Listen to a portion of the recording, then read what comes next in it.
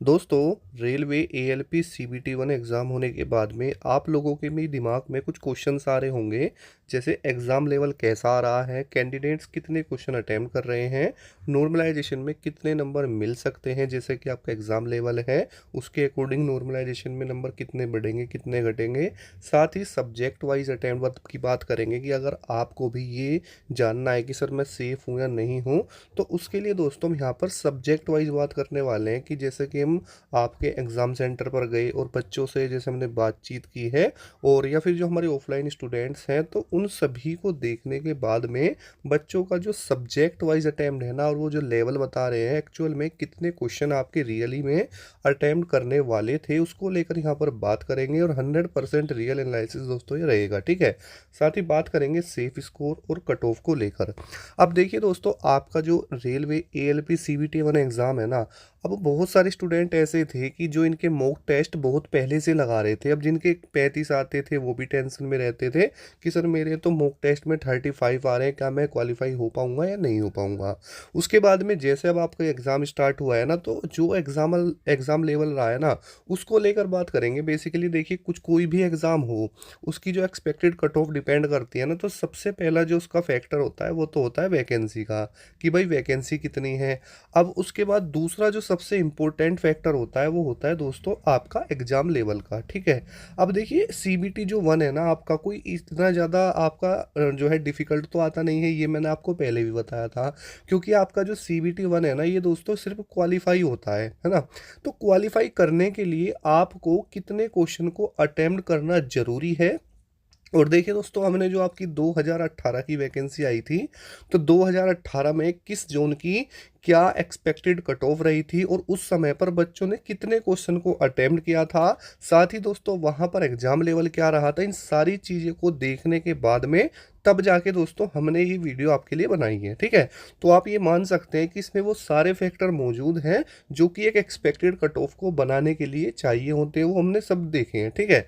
तो आप ये देखना कि भाई आप कैसे कितने कैसे क्वेश्चन अटेम्प्ट कर रहे हैं। अब देखिए, सबसे पहले हम अगर बात करते हैं आपके एग्जाम पैटर्न को लेकर के, तो कुछ इस तरह का आपका सीबीटी वन एग्जाम पैटर्न है, जिसमें टोटल नंबर ऑफ क्वेश्चंस हैं वो 75 है ना। और जो टोटल आपके मार्क्स हैं वो भी 75 है। अब यहाँ पर आपको कितना टाइम मिलता है, 60 मिनट्स मिलते हैं, है ना। अब स्टूडेंट्स ना बहुत बड़ी गलती करते हैं, और ये चीज़ ना मैंने आपका एग्जाम स्टार्ट होने से पहले भी बताई थी, और अब एग्जाम जब स्टार्ट हुआ है और पेपर बच्चे दे रहे हैं ना, तो वही गलती बच्चों ने दोहराई है। अब आप वो क्या गलती है, अगर आपने भी दोहराई है ना, तो भाई आपको दिक्कत हो सकती है। बेसिकली दोस्तों होता क्या है ना, कि भाई जो सीबीटी वन है ना, ये नॉर्मली होता है, आपका क्वालिफाई नेचर है, ठीक है। अब बच्चे क्या कोशिश करते हैं कि भाई हम सारे क्वेश्चन को अटेम्प्ट करें। कहने का मतलब, जैसे आपको पता है कि जो आपका एग्जाम है इसमें ये सारे सब्जेक्ट होते हैं। अब मान के चलो हमने क्वेश्चंस को करना स्टार्ट करा, पहला क्वेश्चन कर दिया, दूसरा क्वेश्चन कर दिया, तीसरा कर दिया, चौथा कर दिया। अब होता क्या है ना, कि एग्जामिनर जो होता है जानबूझ करके बीच में ऐसे क्वेश्चनों को डालता है जिससे आपका समय खराब हो जाए। क्योंकि देखिए, आपके पास ओनली 60 मिनट्स हैं, और ये बात आप बखूबी जानते हैं कि जब आप एग्जाम हॉल के अंदर बैठ जाते हैं, तो ये 60 मिनट कब निकल गए आपको पता भी नहीं चलता। अब कोई आपके सामने 4 क्वेश्चन ऐसा आ गया जिसने आपके 10 मिनट्स खा लिए, तो आपने यहाँ गलती कर दी। और अगर ऐसे ही दोस्तों 4-5 आप अखबार अटक गए, तो आप तो पूरा 1 घंटा खा जाओगे। रियलिटी मैं आपको बता रहा हूँ। एक्चुअल में चीज़ें क्या होती हैं रेलवे के इस एग्ज़ाम में ना, सिर्फ क्वालिफाई करने के लिए ना एक स्ट्रेटेजी बनाई जाती है। जैसे आपको मैंने पहले बताया था कि आपको एग्ज़ाम के ना 2 राउंड लेके चलने हैं, 2 या 3। अगर आप 2 में कंफर्टेबल हैं, 2 कर लेना, नहीं तो 3 तो करना ही करना है। जैसे आपने क्वेश्चन करना स्टार्ट किया, अब देखिए पहली सबसे बड़ी बात तो ये है कि आपकी तैयारी अच्छी होनी चाहिए, क्योंकि आपका जो सीबीटी वन का एग्ज़ाम लेवल आता है, और ऐसा आया भी है, इसमें ज़्यादा नहीं, बस इजी टू मॉडरेट लेवल के ही क्वेश्चन आते हैं। ज़्यादा डिफिकल्टी लेवल में अगर आप जाओगे ना, तो उसका कुछ फायदा होगा नहीं। क्योंकि अगर आप चाहे पिछले साल की भी उठा के देखो, expected cut off after normalization कोई ज़्यादा नहीं थी, है ना। और उसका एक रीजन दोस्तों ये भी है कि बच्चों कम क्वेश्चन इसलिए अटेम्प्ट कर पाते हैं क्योंकि भाई यहाँ पर आपकी थोड़ी सी टाइम की प्रॉब्लम है। आप इस चीज़ को मानिए। तो होता क्या है, मान के चलो आपने पहला क्वेश्चन कर लिया, दूसरा कर लिया, तीसरा, अब चौथा क्वेश्चन आपके सामने कोई ऐसा आ गया जिसे आपको करने में समझने में थोड़ी प्रॉब्लम हो रही है ना, तो आप उसको भाई छोड़ दो, उस पर समय खराब बिल्कुल ही मत करो, क्योंकि एएलपी के अंदर ना सबसे इंपॉर्टेंट टाइमिंग है। जिसने अपने टाइम को मैनेज कर लिया ना, उसका एग्जाम 100% क्वालिफाई हो जाता है। क्योंकि भाई मैंने आपको पहले ही बताया था, जरूरी ये नहीं है कि भाई आप कितने अच्छे आपकी तैयारी है, बात ये है कि आप पेपर को वहां पर स्ट्रेटेजी कैसे बनाते हो, कैसे टाइमिंग मैनेज करते हो। अब एक बात बताओ, आपने मान के चलो ऐसे ही आप करते चले गए, अगर आपका यही हाल रहा तो मुझे नहीं लगता भाई आप 70 क्वेश्चन तक भी पहुंच पाओगे। अब 70 क्वेश्चन तक जाने के लिए अब देखियो आपको ना कम से कम, जैसे आप करते हो ना, कम से कम 1.5 घंटे का समय चाहिए। अब आपने पहला क्वेश्चन कर लिया, दूसरा कर लिया, तीसरा कर लिया, चौथा आपको लगा कि यार इसमें तो टाइम लगेगा, उसको स्किप करो। यानी भाई आपको उन क्वेश्चंस को करना है जो कि आपके दिमाग में देखते ही उनके कॉन्सेप्ट क्लियर हो जाए। क्योंकि भाई देखो, हमने भी तैयारी की, एग्जाम भी क्लियर किया, ऐसी बात नहीं है। क्योंकि जो हमें क्वेश्चन आता है ना, उसको देखते ही हमारे दिमाग में उसका जो कॉन्सेप्ट है वो क्लियर हो जाता है कि हाँ भाई ये ऐसे ऐसे होगा और इतनी जल्दी मैं इसको कर लूँगा। कुछ क्वेश्चन ऐसे होते हैं देख करके ना थोड़े से लगते हैं कि हाँ भाई समझने वाली चीज़ें हैं, तो उसमें हम अपने आप ही समझ जाते हैं कि भाई हाँ इसमें समय लगेगा। तो कुछ क्वेश्चन ऐसे भी होते हैं, तो जिनका कॉन्सेप्ट हमारे दिमाग में एकदम क्लियर है ना भाई, उनको आपको कंप्लीट करना है। मान के चलो आप पहले राउंड में आपने 25 क्वेश्चन कर लिए, ठीक है। अब 25 क्वेश्चन तो आपके हो चुके हैं ना भाई, कोई दिक्कत वाली बात नहीं है। सेकंड राउंड में 10 क्वेश्चन कर लो, 35 हो जाएंगे। और भाई साहब रियलिटी में आपको बताऊं, आप ये सोचोगे, क्योंकि भाई साहब बहुत सारे ऐसे जोन भी है जहां पर पिछली बार में ओनली 30 क्वेश्चन सही होने पर स्टूडेंट का क्वालिफाई हो गया था सीबीटी 1। ये मैं आपको रियलिटी बता रहा हूँ, है ना। अब देखिए आपके सामने ये सारे सब्जेक्ट हैं, जैसे आपका मैथ हो गया, रीजनिंग हो गया, जीके जो है साइंस हो गया, और जीके हो गया। अब यहाँ पर देखिए सबसे इंपॉर्टेंट जो चीज़ है वो आप समझिए। देखिए मैथ और रीजनिंग ये दो एक ऐसे टॉपिक होते हैं, चाहे कोई भी स्टूडेंट हो, जब वो कंपटीशन की तैयारी करता है तो सबसे पहले वो इन्हीं को पढ़ता है। और सीबीटी 1 में कोई ज़्यादा मतलब ज़्यादा वो नहीं होता कि भाई इसमें ज़्यादा ही डिफिकल्टी क्वेश्चन नहीं दोस्तों। अगर कोई करने वाला होगा तो देखिए 20 और 25 लगभग 45 क्वेश्चन है। 45 क्वेश्चन में मिनिमम से मिनिमम भी अगर आप यहाँ पर 30 से 35 क्वेश्चन कर दो ना, तो भी भाई बढ़िया रहेगा। 30 तो आपको कर ही देने चाहिए। अगर आप, मुझे लगता है कि अगर आप तैयारी कर रहे हैं ना तो 30 तो कर ही देने चाहिए, और कर भी देते हैं भाई, ऐसी बात नहीं है।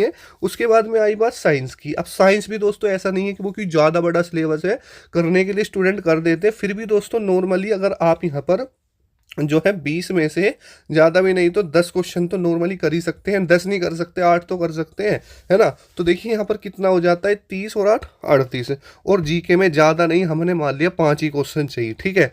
तो भी दोस्तों 43 क्वेश्चन बैठते हैं, ठीक है। लेकिन भाई ये चीज़ें ना सिर्फ सुनने में अच्छी लगती है, जब आप इनको करने बैठोगे ना तो ये उतनी ही ज़्यादा डिफिकल्ट हो जाती है। क्यों? क्योंकि भाई यहाँ पर आपकी 1/3 नेगेटिव मार्किंग भी है, समय भी तो कम है, ठीक है। और क्या कभी कभी होता है मिक्सचर क्वेश्चन आ जाते हैं, तो ये चीज़ें भी तो भाई देखने वाली हैं, ठीक है। तो एक्चुअल में जो चीज़ें हैं, स्टूडेंट ने हमें क्या बताया है, स्टूडेंट का कहना है कि जो मैथ रीजनिंग है, ठीक है, बढ़िया है, कोई परेशानी उसमें नहीं है। 2-4 क्वेश्चन होते हैं, जैसे रीजनिंग में है सिटिंग अरेंजमेंट का हो गया, है ना, थोड़ा सा घुमाने फिराने वाले क्वेश्चन ज़्यादा है। बट दोस्तों ऐसा बिल्कुल भी नहीं है कि अगर आप इसको क्वालिफाई नेचर के लिए कर रहे हो तो आपसे ना हो पाए। आप नॉर्मल से 45 में से 30 से 32 क्वेश्चन नॉर्मली कर लेंगे, अगर आपने थोड़ी भी तैयारी दोस्तों की होगी, ठीक है। उसके बाद में साइंस की बात करें, साइंस दोस्तों एक ऐसा सब्जेक्ट होता है भाई साहब जो कि हर स्टूडेंट का अच्छा नहीं होता, आप इस चीज़ को मानिए। क्योंकि मैथ और रीजनिंग और जीके ये 3 ऐसे कॉमन सब्जेक्ट हैं जो कि वनडे एग्जाम में, हर एग्जाम में आते हैं।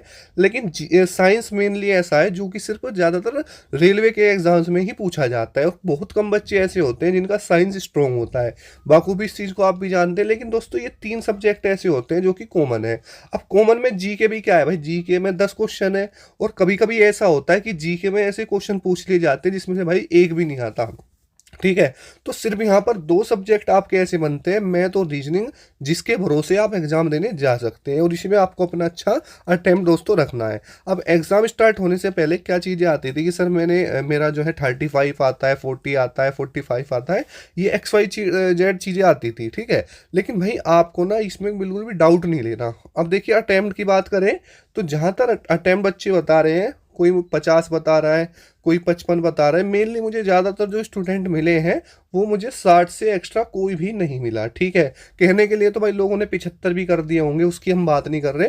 जो अटेम्प्ट है वो 55 से 60 के आसपास का ही स्टूडेंट बता के चल रहे हैं कि ज़्यादातर 55 तक ही पहुंच पाए हैं, 55 से 60, क्योंकि टाइमिंग का थोड़ा इशू बता रहे हैं। कुछ क्वेश्चन ऐसे भी होते हैं जो थोड़े डिफिकल्ट भी आ जाते हैं, इस चीज़ को आप समझ सकते हैं। हम उनकी बात नहीं कर रही हवाबाजों की, जो कि बाहर निकलते ही कहेंगे मैं 75 करके आया, 70 करके आया, ऐसा नहीं है, ठीक है। उसके बाद बात करें नॉर्मलाइजेशन की, तो रेलवे के अंदर भाई अच्छा खासा नॉर्मलाइजेशन देखने के लिए मिलता है। 15-15 तक नंबर तक का भी मिल जाता है, क्योंकि देखिए मैंने जो है रेलवे एनटीपीसी में मैं सिलेक्टेड था पिछली बार, तो उसमें मैंने देखा था।